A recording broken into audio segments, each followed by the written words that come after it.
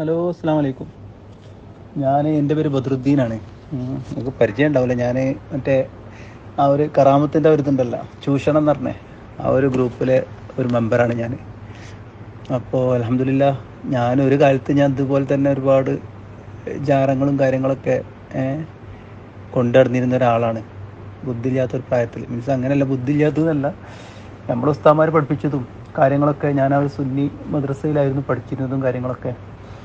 അപ്പോൾ അന്നത്തെ ആ ഒരു അവസ്ഥകൾ, ഉസ്താദ്മാരെ ആ സംസാരങ്ങളും കാര്യങ്ങളും, ഇതുപോലുള്ള വിധത്തിൻ്റെ ആളുകളെ സംസാരം കേട്ട് പോരുത് നമ്മൾ, കാരണം പഠിച്ചു പോയി നമ്മൾ എന്നുള്ളൊരു അങ്ങനെ ഒരു മൈൻഡിലായിരുന്നു ഉസ്താദ്മാർ വളരെ ചെറുപ്പത്തിൽ നമ്മളൊരു പറഞ്ഞ് പഠിപ്പിച്ചു തന്നത്. പിന്നെ മാത്രമല്ല, മുജാഹിദീങ്ങളെ കാണുമ്പോൾ, അല്ലെങ്കിൽ ഇതുപോലെ തന്നെ ഈ ഒരു ഔലിയാക്കളെ പൂജിക്കുന്ന ആളുകൾ വിട്ടുമാറി നിൽക്കുന്ന ഈ മുസ്ലിങ്ങളെ കാണുമ്പോൾ തന്നെ നമുക്കൊരു അറപ്പായിരുന്നു. കാരണം നമ്മുടെ മനസ്സിൽ ചെറിയ കുട്ടികളായിരുന്ന സമയത്ത് തന്നെ ഇഞ്ചക്ട് ചെയ്തിരുന്നത് അവർ അള്ളാഹിൻ്റെ റസൂലിനെ അവർ ബഹുമാനിക്കുന്നില്ല, അള്ളാഹിൻ്റെ റസൂലിനോട് സ്നേഹമില്ലാത്ത ആളുകളാണ്, സ്വലാത്തില്ലാത്ത ആളുകളാണെന്ന് ഞങ്ങൾ മുജാഹിദീങ്ങളെ കുറിച്ച് ഞങ്ങൾ നേരത്തെ അറിഞ്ഞിരുന്നു. മുജാഹിദീങ്ങൾ എന്നല്ല, ഈ ഒരു സുന്നികളിൽ നിന്ന് അവകാശപ്പെടുന്ന ആ ഒരു സമുദായത്തിൽ പെടാത്ത ആളുകളെ മൊത്തത്തിൽ. അപ്പോൾ ചെറുപ്പം മുതലേ ഒരു വെറുപ്പായിരുന്നു മുജാഹിദീങ്ങളെ കാണുമ്പോൾ തന്നെ. കാരണം അവർ മുശ്രിക്കീങ്ങളെക്കാട്ടും വലിയൊരു തരം താഴ്ന്ന ആളുകളാണെന്നുള്ളൊരു മാനസികാവസ്ഥയായിരുന്നു ഇപ്പോൾ എനിക്ക് പോലും ഉണ്ടായിരുന്നത്. പക്ഷേ എന്താന്ന് പറഞ്ഞാൽ അതുപോലെ തന്നെ വാക്കുകൾ കേട്ട് പോകരുത്. ഉസ്താദ്മാർ പറയായിരുന്നു, അവർ സലാം ചൊല്ലിയാൽ വാലേക്കും 3 പറയണം, അതായത് അള്ളാഹുവിൻ്റെ നാശം നിങ്ങളുടെ മേലുണ്ടാവട്ടെ എന്ന് അവരോട് പറയണം എന്നൊക്കെ ഉള്ളൊരു ഇതായിരുന്നു പഠിപ്പിച്ചു വിട്ടിരുന്നത്. അത് ഇന്നെ മാത്രമല്ല, എല്ലാവരെയും ഒരുപാട്. അപ്പോൾ അതുകൊണ്ട് തന്നെ ഞാനൊക്കെ 10, 8 പഠിക്കുന്ന സമയത്ത് തന്നെ ഈ മുജാഹിദീങ്ങളെ കാണുന്നതോ അല്ലെങ്കിൽ അവരുമായി കാണുന്ന സംസർഗത്തിൽ ഏർപ്പെടുന്നതോ, മുജാഹിദ് കേൾക്കുമ്പോൾ തന്നെ എന്തോ ഒരു ഡിസ്റ്റൻസ് കീപ്പ് ചെയ്യുമായിരുന്നു നമ്മൾ. അവരുടെ അടുക്കാൻ പോയിപ്പോൾ കൂട്ടുകാരായാലും ഏതൊരു നിലവാരത്തിൽപ്പെട്ട ആളുകളായാലും മാറ്റി നിർത്തപ്പെടും. നമ്മളതിനെ മാനസികമായിക്കാണ്ട് അവരെ മാറ്റി നിർത്തപ്പെടും. അങ്ങനെ ഈടെ എൻ്റെ ഒരു അമ്മായി ആയിരുന്നു എൻ്റെ ഉപ്പാൻ്റെ പെങ്ങൾ. അവരും ഇതുപോലെ തന്നെ ഭയങ്കര ഈ ഒരു CM-ൻ്റെ ഒക്കെ ആളായിരുന്നു. മീൻസ് അവർ ജീവിച്ചിരുന്ന കാലത്ത് എൻ്റെ അനിയനൊരു ഇതുപോലെ തന്നെ ചവിടിലൊരു പഴുപ്പിൻ്റെ ഒരു ഇഷ്യൂ ഉണ്ടായിരുന്നു. അപ്പോൾ ഈ അമ്മായി ആയിരുന്നു ഇന്ന് 4 മണിക്ക് അനിയനിട്ട് പോകും. കാരണം എല്ലാ ശനിയാഴ്ച വെള്ളിയാഴ്ച ഏതൊരു ടൈമിൽ അനിയൻ ചെറുപ്പമായിരുന്ന സമയത്ത്. അങ്ങനെ ഈ CM-ൻ്റെ അല്ല, ഈ മുക്കത്ത് ഉസ്താദ് ഉണ്ടല്ലോ, മരിച്ചുപോയി മൂപ്പര് അടുത്തേക്ക് പോയി. അവിടെ നിന്നത്തേക്ക് മന്ത്രങ്ങളും കാര്യങ്ങളും ഇതുപോലെ ചെല്ലാനും പറയാനും മഹാന്മാരെ പേര് നേർച്ചയാക്കാനൊക്കെ ഓരോ കാര്യങ്ങളായിട്ടൊക്കെ ഇങ്ങനെ പോകുമായിരുന്നു. അനിയന് ഏകദേശം 6 വർഷത്തോളം അതിൻ്റെ ട്രീറ്റ്മെൻറ്റ് ഉണ്ടായിരുന്നു. പക്ഷെ അവന് മാറ്റമൊന്നുമില്ല. അങ്ങനെ അവസാനം ഞങ്ങൾ ഡോക്ടറെ കാണിച്ച സമയത്ത് അവൻ്റെ ചവിട്ടിൽ തമ്മിൽ ചെറുപ്പത്തിൽ അവന് എന്തോ സാധനം ഇട്ട് കളിച്ച സമയത്ത് ഒരു തിക്കൈകളുള്ള സാധനം ചവിട്ടി പോയിരുന്നു. അപ്പോൾ അത് അടഞ്ഞിരിക്കുമായിരുന്നു. അപ്പോൾ അത് ഡോക്ടർ എന്ത് ചെയ്തു പറഞ്ഞാൽ ജസ്റ്റ് ഒരു ഇത് ഉപയോഗിച്ച് കണ്ടത് പുറത്തെടുത്തു. പിന്നെ അൽഹംദുലില്ലാഹ് അതിന് ശേഷം അവർക്ക് പ്രശ്നം ഉണ്ടായിട്ടില്ല. പക്ഷേ ഇതേ അമ്മായി പിന്നെ അത് കഴിഞ്ഞതിന് ശേഷം അമ്മായി എന്ത് ചെയ്തു, ഇതുപോലെ തന്നെ വേറൊരു നാട്ടിലേക്ക് സ്ഥലം മാറിപ്പോയതാണ്. കാക്ക അതേപോലെ തന്നെ വീടെടുത്ത് കണ്ട്. അപ്പോൾ ആ വീടിൻ്റെ അടുത്ത് ഒരു ഇതുപോലെ ഈ ഒരു വിധത്തുകളും കാര്യങ്ങളൊന്നും വിട്ടുന്ന ഒരാളുണ്ടായിരുന്നു. അപ്പോൾ മൂപ്പരിങ്ങനെ ഓരോ കാര്യങ്ങൾ സംസാരത്തിലൂടെ ഈ അമ്മായിക്ക് പിന്നെ ഒരു ആകർഷണീയത തോന്നി. ശരിയാണല്ലോ, ഇലാഹി പ്രസ്ഥാനത്ത് ഏക ഇലാഹിനെ ആരാധിക്കണം എന്നുള്ള ഒരു സങ്കല്പമാണല്ലോ അവർ പറയുന്നത് എന്നുള്ള രീതിയിൽ. അങ്ങനെ അവർ ഈ ഒരു ഇതുപോലുള്ള ആചാരങ്ങളിൽ നിന്നൊക്കെ വിട്ടു നിന്നു.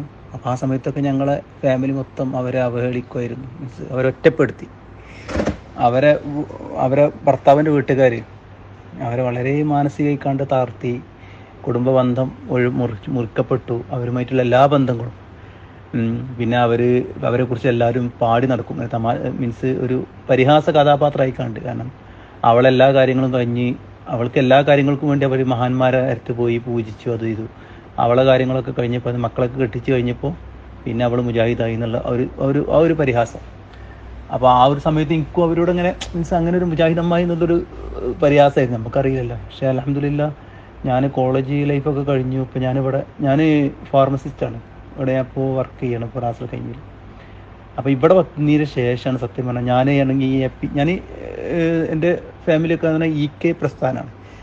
EKൻ്റെ പ്രത്യേകത എന്ന് പറഞ്ഞാൽ അത്രത്തോളം ഇങ്ങോട്ട് ഉണ്ട്. പക്ഷെ അത്രത്തോളം ഇങ്ങോട്ട് APക്കാരെ പോലെ ഇങ്ങോട്ട് ഖബർ ആരാധന കാര്യങ്ങളൊന്നും ഇങ്ങോട്ട് അത്ര ഇങ്ങോട്ട് പബ്ലിക്കായിട്ടില്ല.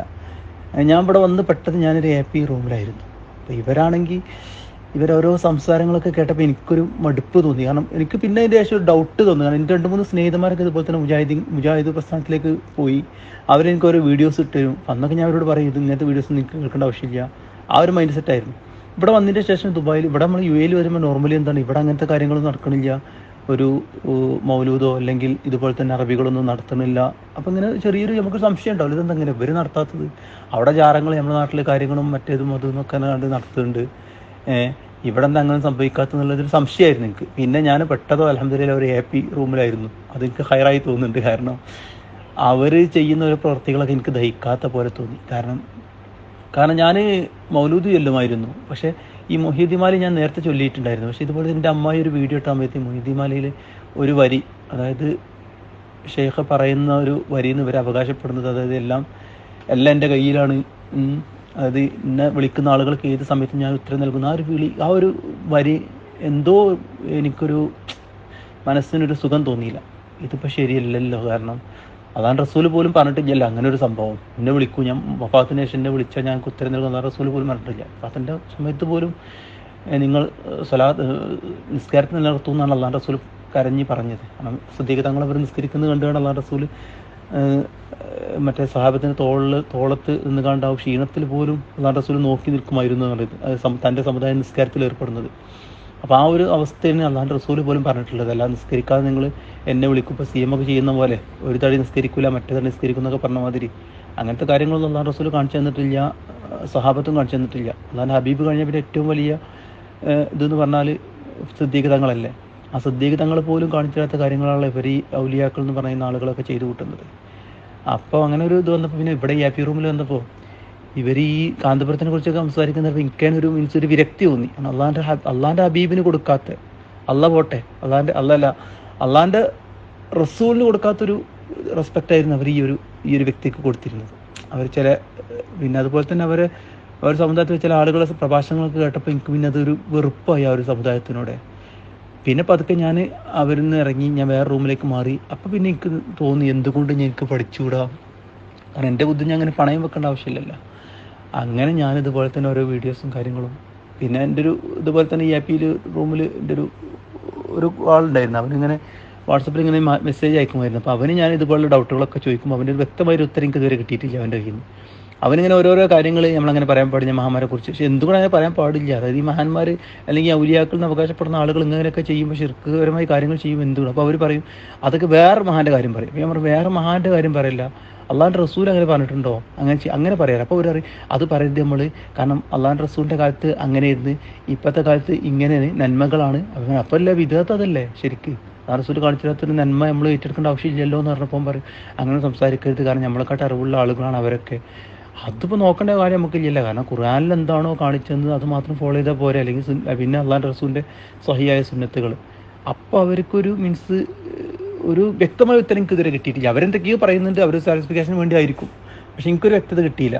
അങ്ങനെ പിന്നെ എൻ്റെ അമ്മായിനോട് ഞാൻ മെസ്സേജ് അയച്ചു. അമ്മായിക്ക് ഒരുപാട് കാര്യങ്ങൾ ഇങ്ങനെ വീഡിയോസൊക്കെ ഇട്ട് വരും. അതിൽ അൽഹംദുലില്ലാ എനിക്കത് ഉറപ്പായി ശരിക്ക് യഥാർത്ഥം അവരായിരുന്നു എന്നുള്ളത്. പിന്നെ അമ്മായിനോട് കാര്യങ്ങളൊക്കെ സംസാരിക്കും, അന്നത്തെ ഒരവസ്ഥ. പിന്നെ അവരോട് ചോദിക്കും എന്തായിരുന്നു നിങ്ങൾ അന്നത്തെ അവസ്ഥ, നിങ്ങളെല്ലാ കുടുംബത്തിൽ നിന്നൊക്കെ ഒഴിവാക്കി. അപ്പോൾ അവർ പറഞ്ഞ് ആദ്യമൊക്കെ എനിക്ക് നല്ല സങ്കടം ഉണ്ടായിരുന്നു. പിന്നെ ഞാൻ ഓലോചിച്ചത് ഓരോ സ്വഹാബത്തിനെ കുറിച്ചായിരുന്നു, കാരണം അവരൊക്കെ കൊടിയ പീഡനങ്ങളായിരുന്നു ഏൽപ്പിച്ചത് അല്ലാഹ് റസൂൽ പോലും. അപ്പോൾ അതൊക്കെ കേട്ടപ്പോൾ അൽഹംദുലില്ലാ അതുപോലുള്ളൊരു അത്രത്തോളം ഇല്ലെങ്കിലും അതിൻ്റെ ഒരു ചെറിയൊരു അംശം അള്ളാഹിനോട് വിശ്വസിച്ചത് മൂലം ഞങ്ങൾക്ക് അനുഭവിക്കുന്നുണ്ടല്ലോ പ്രയാസം. അപ്പോൾ അത് ഞങ്ങൾക്ക് ഹൈറല്ലേ എന്ന് ആലോചിച്ചപ്പോൾ അൽഹംദുലില്ലാ ഞങ്ങൾക്കതൊരു മനസ്സിനൊരു സുഖം കിട്ടി എന്നുള്ളതിലാണ് അവർ സംസാരിച്ചത്. അത് എത്രയൊക്കെ കുടുംബക്കാർ പോലും അവർ പരിചരിച്ചിട്ടും അവർ ആ ഒരു ഇത് കണ്ടെത്തിയത് അള്ളാഹുവിലാണ് ഒരു സത്ത്. അപ്പോൾ അതെന്നെ വല്ലാതെ ആകർഷിച്ചു അൽഹംദുലില്ലാ. പിന്നെ അതിനുശേഷം ഞാൻ ഇതുപോലെയുള്ള വീഡിയോസൊക്കെ അമ്മായി ഇങ്ങനെ സെൻഡ് ചെയ്ത വീഡിയോസൊക്കെ ഞാൻ ചോദിച്ചു നിങ്ങൾക്ക് എവിടെ നിന്ന് കിട്ടണം. അവരാ പറഞ്ഞതിനോട് ഇങ്ങനെ ഈ കറാമത്ത് ചൂഷണം നല്ലൊരു ഗ്രൂപ്പാണ്, ഞാൻ എനിക്ക് ലിങ്ക് അയച്ചു തരാൻ. അങ്ങനെ ആ ലിങ്കിൽ കയറിയാണ് ഞാൻ. അപ്പോൾ ഇത് ഞാനിപ്പോൾ എൻ്റെ വീട്ടുകാർക്കൊക്കെ അയച്ചു കൊടുക്കും, എൻ്റെ കുടുംബത്തിലൊക്കെ. ആ അമ്മായിനെ ആദ്യം എല്ലാവർക്കും വെറുപ്പായിരുന്നു. അമ്മായി ഇങ്ങനെ ഓരോ വീഡിയോസൊക്കെ അയച്ചു കൊടുക്കാറുണ്ട്, അതുപോലത്തെ ഞങ്ങളുടെ ഗ്രൂപ്പിൽ ഫാമിലി ഗ്രൂപ്പിലൊക്കെ ഇടാറുണ്ട്. അപ്പോൾ ഇതാരും ശ്രദ്ധിക്കാറില്ല. അങ്ങനെ ഒരിക്കൽ എൻ്റെ ഒരു കസിൻ ഇതേമാതിരി ചൂടായി അമ്മായിനോട്, നിങ്ങളെ ആശയത്തിൽ നിങ്ങൾ നടന്നാൽ മതി, ഞങ്ങളെ പേപ്പിക്കാൻ നോക്കണ്ടാറുണ്ട്.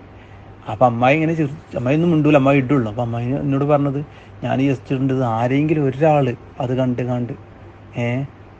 ഒരാൾ ഇത് കണ്ട് നേർമാർഗത്തിൽ വന്നാൽ അൽഹംദുലില്ലാ നമുക്ക് ഹൈറല്ലേ, അതുകൊണ്ടാണ്. കാരണം എന്നിട്ട് അമ്മായി കരയും. കാരണം ഈ ഒരു അവസരത്തിൽ നമ്മളെ ഉമ്മ അല്ലെങ്കിൽ ഉപ്പ അല്ലെങ്കിൽ ആങ്ങളമാർ അല്ലെങ്കിൽ ബന്ധുക്കൾ മരിച്ചു പോയാൽ അവരെ അവസ്ഥ ആലോചിച്ചാണ് ഞാൻ കരയാറാണെന്ന് നടക്കണം. അവർ ശരിയാണ്, അവർ ഹിദായത്ത് കൊടുക്കണമെന്ന് പ്രാർത്ഥിക്കാറാണ് അവർ.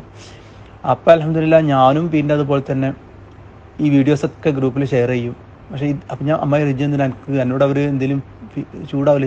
അവരെന്നോട് എന്ത് പറഞ്ഞാലും എനിക്ക് കുഴപ്പമില്ല, ഞാൻ പറയും, തിരിച്ച് ഞാൻ പറയും, നല്ല ലെവലിൽ. പക്ഷെ അൽഹംദുലില്ലാ എന്തുകൊണ്ടും അറിയില്ല, ഒരുപാട് എൻ്റെ ഉമ്മാൻ്റെ ഫാമിലിയിലെ ആളുകൾ, ഞങ്ങൾ തമ്മിൽ കുറച്ച് മുന്നേ ഒരു വലിയൊരു ചർച്ചയൊക്കെ നടന്നു ഗ്രൂപ്പിൽ. ഒരുപാട് ആളുകൾ, അതിൽ ഒട്ടുമിക്ക 99% ആളുകളും പറയുന്നത് ശരിയാണ്, ആ കാര്യങ്ങൾ ശരിയാണ്. ഈ ഉസ്താദന്മാർ ഈ ഒരു ഇൻജക്ട് ചെയ്ത കാര്യങ്ങൾ നമ്മൾ വിശ്വസിച്ച് പോകുന്നത്, നമ്മളെ ബുദ്ധി നമ്മൾ അവർക്ക് വേണ്ടി പണയം വെച്ചതാണ്, നമ്മളൊക്കെ ചെയ്ത തെറ്റ് എന്നുള്ളൊരു ഇതിലേക്കാണ് അവസാനം അൽഹംദുലില്ലാ എത്തിയതെല്ലാവരും. അപ്പം മാറ്റങ്ങൾ, അതായത് ഇപ്പോഴത്തെ ഒരു സിറ്റുവേഷൻ എന്ന് പറഞ്ഞാൽ വളരെ ഈ ഒരു സോഷ്യൽ മീഡിയ വന്നതുകൊണ്ട് ഭയങ്കര ഒരു ഹൈറാണ്. കാരണം സത്യത്തിന് ഏതൊരു നിലയിലുള്ള ആളുകൾക്കും മനസ്സിലാക്കുന്ന രീതിയിലുള്ളൊരു വളർച്ചയാണ് ഈ ഒരു സോഷ്യൽ മീഡിയാസ് കൊണ്ട്. കാരണം മറ്റുള്ള ആളുകളുടെ കള്ളത്തരങ്ങളൊക്കെ വളരെയധികം പൊളിച്ചടക്കിങ്ങാണ്ട് ഒരു വലിയൊരു മാറ്റം സംഭവിച്ചിട്ടുണ്ട് ഈ സോഷ്യൽ മീഡിയ. കാരണം നമ്മൾ പോലും ഇപ്പോൾ ഇത് കാര്യങ്ങളൊക്കെ മനസ്സിലാക്കാൻ പറ്റിയത് നമുക്ക് എക്സ്പീരിയൻസ്, അതുപോലെ തന്നെ ഈ ഒരു സോഷ്യൽ മീഡിയയിലൂടെ വന്ന ഈ കാര്യങ്ങളൊക്കെയാണ്. കാരണം ചേർത്ത് വായിക്കുമ്പോൾ നമുക്ക് തോന്നും, നമ്മളൊരു സൽബുദ്ധി, അതായത് ഇപ്പം മറ്റുള്ളവർ പറയുന്നത് അറിവിനെക്കാട്ടും നല്ല നമ്മളെ ബുദ്ധിയിൽ, അതായത് നമ്മളൊരു സത്യം കണ്ടെത്തണം എന്നൊരു നീയത്തോടു കൂടി നമ്മൾക്ക് മനസ്സിൽ ഇറങ്ങി തിരിച്ചാൽ അള്ളാഹു അത് തീർച്ചയായും നമുക്ക് നേടിത്തരും, അല്ലെങ്കിൽ അതിലേക്കുള്ള മാർഗം കാണിച്ചു തരുന്നതാണ്. അവർ പറയുന്ന പോലെ നമ്മളെ ബുദ്ധിയിൽ ഉൾക്കൊള്ളാത്ത കാര്യങ്ങളാണ് അതിൽ നിന്ന്, അങ്ങനെ ഒരു സങ്കല്പം ഇസ്ലാം വളരെ ലളിതമാണ്. അതായത് അള്ളാഹുവിൻ്റെ ഇവർ പറഞ്ഞ പോലെ, മഹാന്മാർ പറഞ്ഞ പോലെ, അതായത് ഏത് ലെവലിലാണോ നമ്മളെ വിജ്ഞാനം കിടക്കുന്നത് ആ ഒരു ലെവലിലേക്കായിരിക്കുമല്ലോ നമ്മൾക്ക് ഇസ്ലാമിൽ മനസ്സിലാക്കാൻ കഴിയുന്നത്. ചെറിയ രീതിയിലുള്ള ആളുകൾക്ക് ആ ഒരു രീതിയിൽ മനസ്സിലാക്കാൻ കഴിയും, അടക്കം അധികം ഈ ആളുകൾക്ക് അതിനകം മനസ്സിലാക്കാൻ കഴിയുന്നുള്ളൊരു സങ്കല്പമാണ്. ഏതായാലും അൽഹംദുലില്ലാ നിങ്ങൾ ആ ഒരു വീഡിയോസൊക്കെ വളരെ എന്താ പറയുക, ചിന്തിക്കാൻ പറ്റുന്ന രീതിയിലുള്ള വീഡിയോസാണ് നിങ്ങൾ ഇടുന്നതൊക്കെ. ഇൻഷാ അല്ലാഹ് ഇനിയും അള്ളാഹു വളരെയധികം ഹൈറും കാര്യങ്ങളൊക്കെ തരട്ടെ, ഇങ്ങനെ കാര്യങ്ങളൊക്കെ ആളുകളിലേക്ക് ഇതുപോലുള്ള സത്യങ്ങളൊക്കെ എത്തിച്ചു കൊടുക്കുന്നതിന്.